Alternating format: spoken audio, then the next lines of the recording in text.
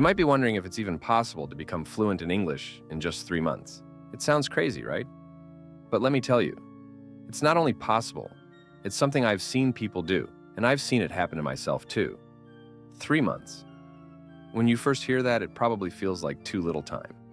But if you're committed, and if you take the right steps, you can see a real difference. And that's exactly what I'm going to share with you today. How to become fluent in English in just 3 months. It might take a lot of effort, but with the right mindset and a solid plan, you can get there. So, let me start by saying this. Fluency doesn't mean you need to know every word or speak without an accent. It's about being able to express yourself clearly, understand others, and feel comfortable communicating in English. Fluency is about confidence, not perfection. Now, before we jump into the steps, I want you to ask yourself one question.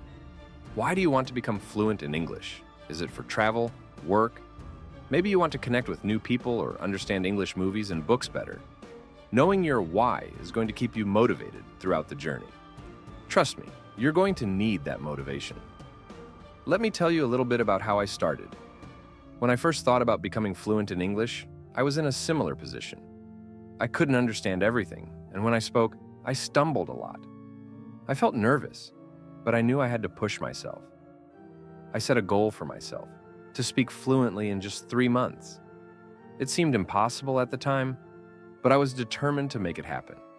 The first step is the most important, and that is consistency. You have to practice every single day, and I mean every day. Whether it's 5 minutes or an hour, it doesn't matter. The key is to make English a part of your daily routine. Think of it like going to the gym. You don't see results right away, but after a while, you notice changes, and it gets easier. That's how it is with language learning. Consistency is your best friend. At the beginning, I focused on listening. I listened to podcasts, watched English movies with subtitles, and listened to songs. This was a game changer for me. Listening to natural English speech helped me get used to the sounds, rhythm, and flow of the language. And no, you don't have to understand everything right away. It's okay if you miss some words or don't get the full meaning of the sentence. Just let your brain absorb as much as it can.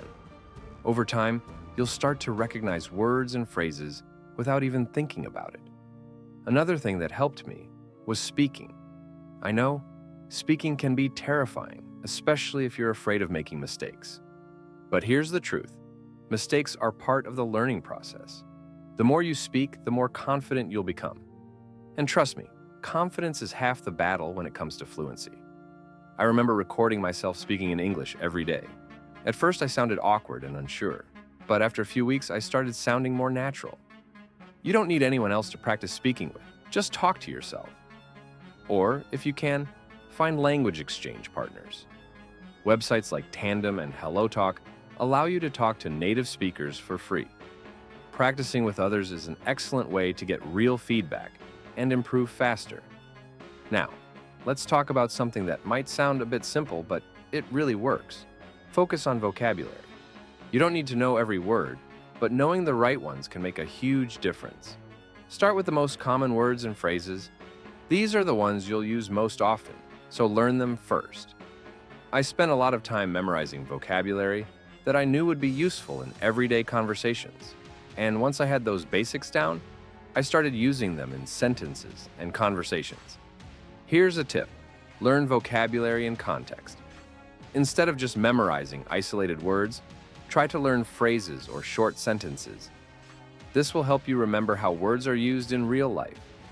For example, instead of learning the word happy, learn phrases like, I feel happy today, or that makes me happy.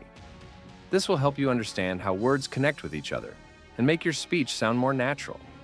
Another part of the process is reading. Yes, reading is important too. But I'm not talking about textbooks or complicated novels. Start with something you enjoy. Maybe it's a blog, a news article, or even something fun like comic books. Reading in English helps you build your vocabulary and understand sentence structure. And it also helps you improve your writing too. The more you read, the more you'll internalize how the language works. One thing I always tell myself and others is that you shouldn't just focus on one skill. Don't just practice listening or only practice speaking. You need to work on all four skills: listening, speaking, reading, and writing. They all support each other. But here's the truth. It won't always be easy. Sometimes you might feel like you're not making any progress at all. That's normal. It's part of the process. I've been there. I remember the days when I felt like I'd hit a wall. You're going to have moments of doubt, moments when you feel frustrated, and moments when you just want to give up. But I promise you this: keep pushing, and you will see results.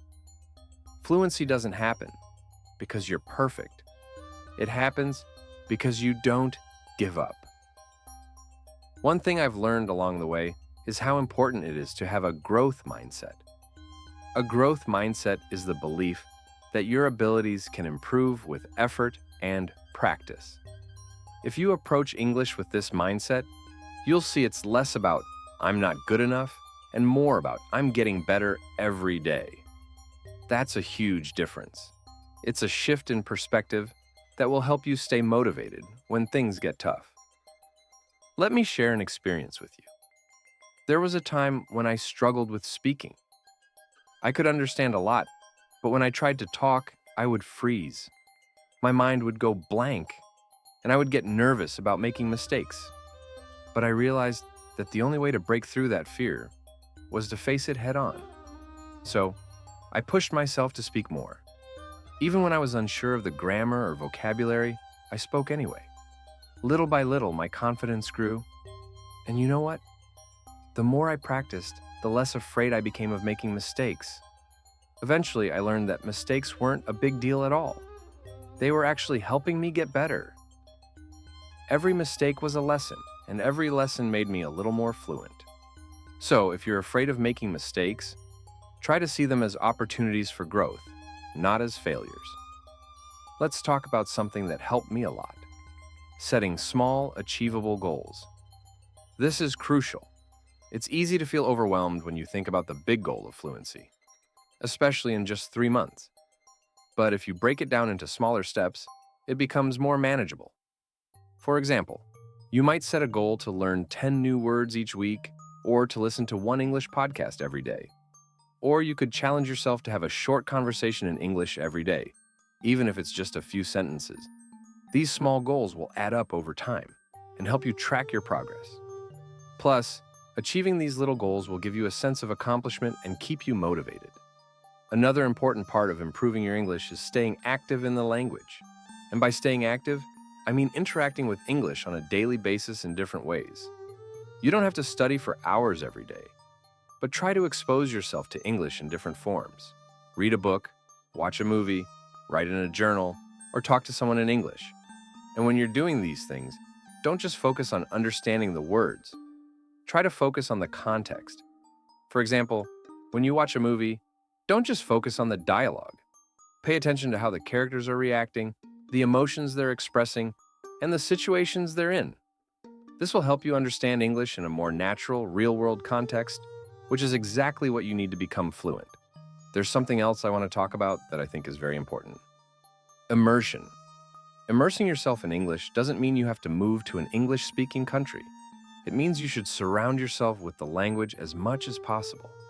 Change the language settings on your phone or computer.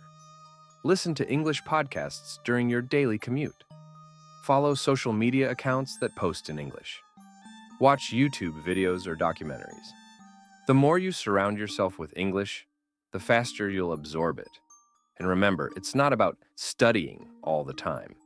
It's about making English a part of your everyday life. Something else that helped me during my learning journey was finding my interests in English. For me, that meant listening to podcasts and watching videos about topics I enjoyed. I didn't force myself to listen to things I wasn't interested in just because they were educational. Instead, I focused on content that made me excited to listen and learn. Maybe it's about cooking, fitness, sports, or even gaming. Find something you love and learn English through it. Now, let's talk about pronunciation for a bit. A lot of learners worry about sounding like a native speaker. Let me tell you something. Your goal should not be to sound exactly like a native speaker. Your goal should be to communicate clearly, and if you do that, then you're already fluent. That being said, improving your pronunciation can definitely help with your confidence. Here's what worked for me. Listen carefully to how native speakers say words. Pay attention to their rhythm, stress, and intonation. Then repeat after them. Like this, bro. Just do whatever I said to you, and you'll be fluent anyway. I hope this podcast helped you guys. Subscribe,